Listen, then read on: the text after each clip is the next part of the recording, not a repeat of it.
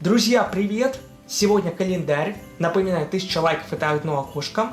Сегодня мы посмотрим на два окошка, 11 и 12 в каждом из трех календарей. И начнем с Сити. Смотрите обязательно предыдущие выпуски календаря. И здесь пожарная машина. Что ж, как я понял, что это пожарная машина, по лестнице и более-менее по цветам.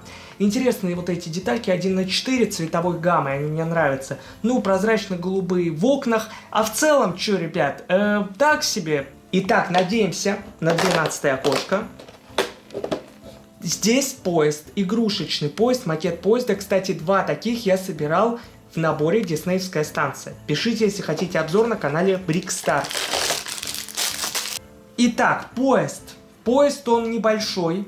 Состоит он из 4 частей. Первая локомотив, нормальный, 2 вагончика.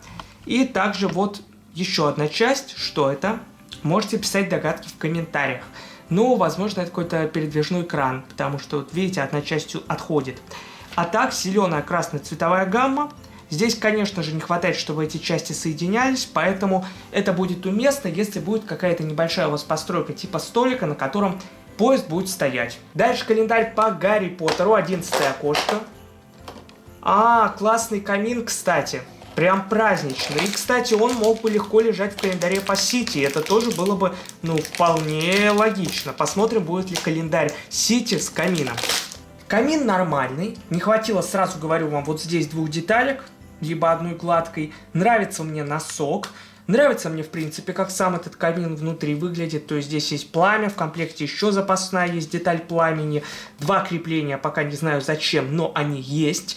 Хорошая постройка для календаря, на самом деле, рождественского. Самое-самое оптимальное решение. Поэтому уже хорошо. 12 окошко. Это типа рамы, наверное, да? Вроде красиво, но пока непонятно, как ее и куда крепить. Пока не понял особо, что это, но смотрите. Вот. Я предполагаю, что у нас будет еще что-то, что мы сможем таким образом соединить. Здесь зелья, растения, какие-то рождественские, да, венки. В общем, честно говоря, сама эта штука, конечно, мне казалось не очень актуальной, но раз уж так можно это все соединять, вообще, это принципиально интересная тема, модульная система в календаре более-менее. Следующий календарь по Звездным войнам, который вроде в прошлый раз у нас победил. Посмотрим, что будет в этот раз.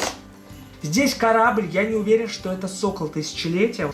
Это правда оказался Сокол Тысячелетия. Меня слегка смутило, первый мой взгляд на инструкцию. В целом, Сокол, конечно, узнаваем.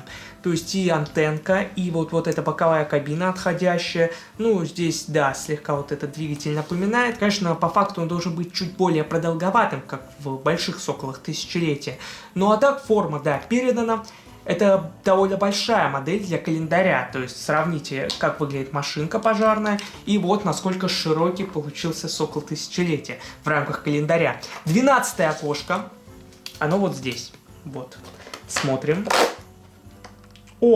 Порк, нормально, не мини-фигурка, но хотя бы сборная фигурка, первый герой за сегодняшний выпуск про календарь. Что ж, я от вас жду в комментариях ваше мнение по поводу того, какой сегодня календарь был круче. Поддерживайте, подписывайтесь. Всем удачи, всем пока.